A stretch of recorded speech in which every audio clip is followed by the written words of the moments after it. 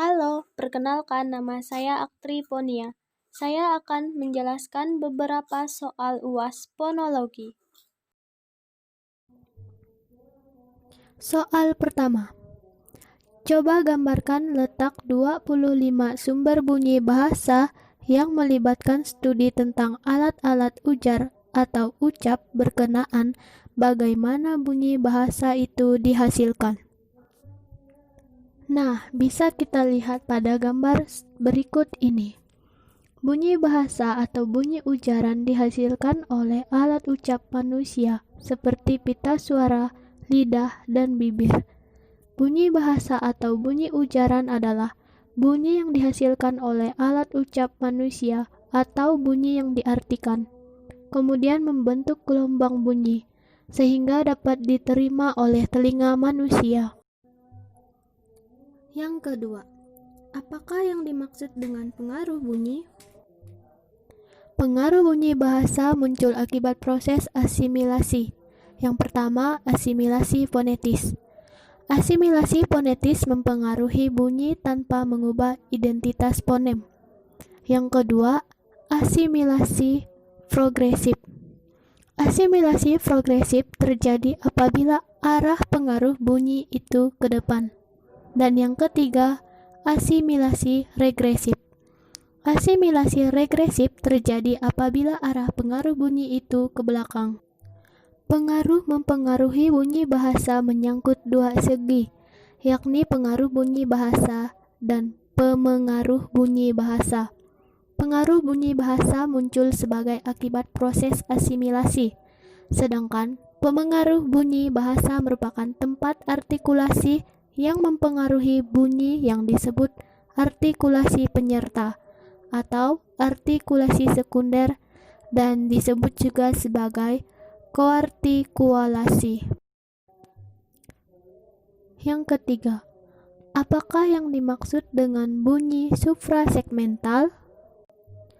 Bunyi suprasegmental adalah sesuatu yang menyertai fonem tersebut, yang itu bisa berupa tekanan suara atau intonation, panjang pendek atau pitch, dan getaran suara yang menunjukkan emosi tertentu. Nah, kesemua yang tercakup ke dalam istilah suprasegmental itu tidak bisa dipisahkan dari suatu fonem. Adapun ciri-ciri bunyi suprasegmental. Yang pertama, jangka, yaitu panjang pendeknya bunyi yang diucapkan.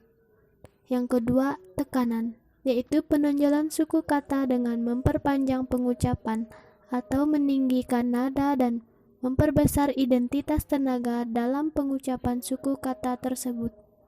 Yang ketiga, jeda atau sendi, yaitu ciri berhentinya pengucapan bunyi.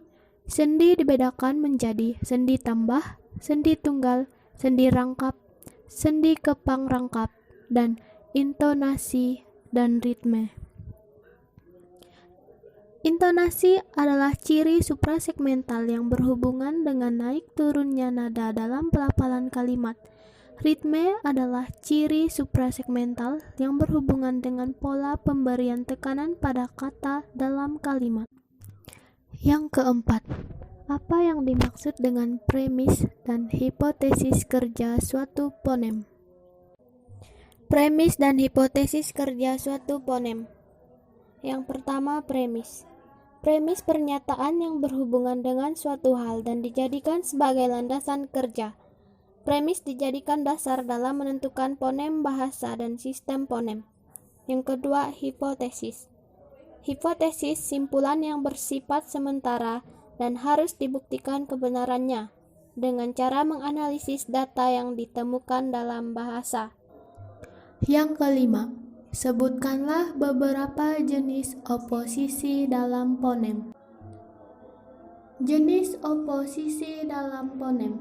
Yang pertama, beban oposisi rendah. Beban oposisi rendah terdapat bunyi P dan F pada kata kapan dan kafan. Yang kedua, beban oposisi tinggi. Beban oposisi tinggi terdapat pada bunyi K dan G pada kata kita, dan gita. Oke, sekian penjelasan saya mengenai beberapa soal UAS fonologi. Dan terima kasih.